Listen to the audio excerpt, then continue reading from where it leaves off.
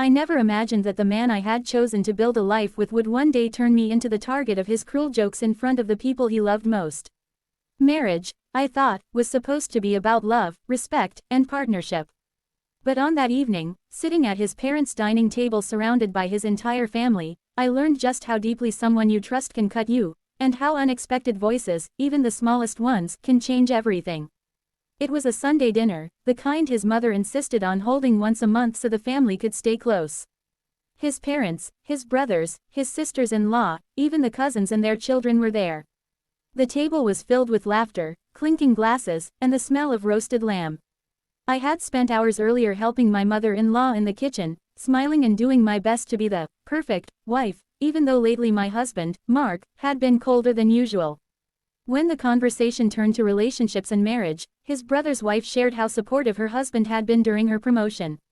Everyone congratulated them, and the table was full of warmth. That's when Mark leaned back in his chair, smirking, and said the words that made my entire world stop. "Well, not every man is that lucky. Some of us are stuck with wives who can't even keep the house clean or cook a proper meal without messing something up." The laughter that followed felt like knives. Some family members chuckled awkwardly, others avoided my gaze, but his mother giggled as though it were harmless teasing. My face burned red, my hands trembled under the table, clutching the napkin in my lap. I wanted to defend myself, to shout, to ask him why he would say such a thing when he knew how much effort I put into supporting him, raising our daughter, and balancing a part-time job. But the words stuck in my throat, suffocated by humiliation. Mark continued, his tone sharper, his grin wider. "Really, if it weren't for me, she'd probably be living in a mess.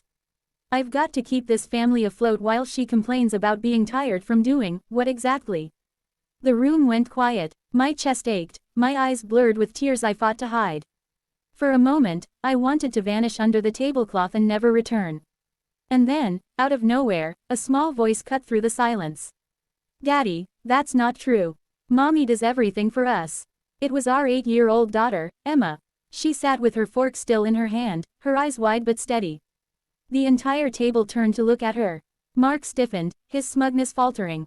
Emma pushed her plate away and continued, her voice trembling yet firm.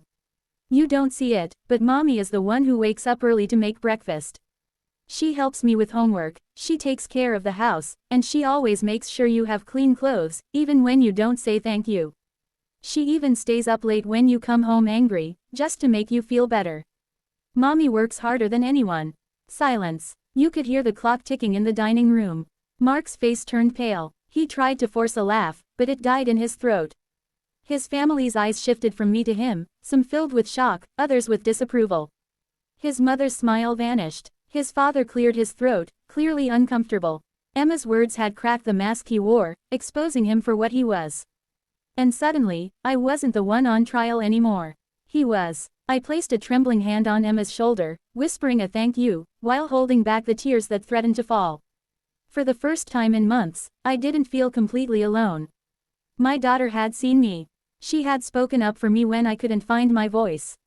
The dinner ended awkwardly. Mark avoided eye contact with everyone, his appetite gone. On the drive home, the silence in the car was heavy.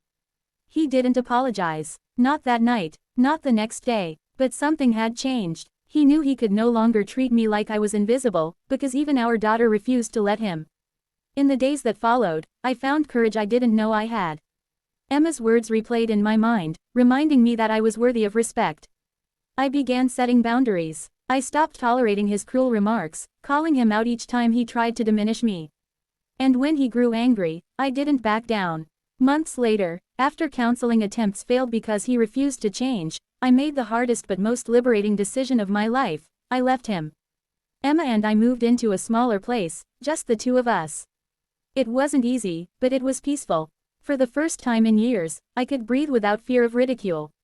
What my husband never realized was that humiliation doesn't make a person weak, it pushes them to discover their strength.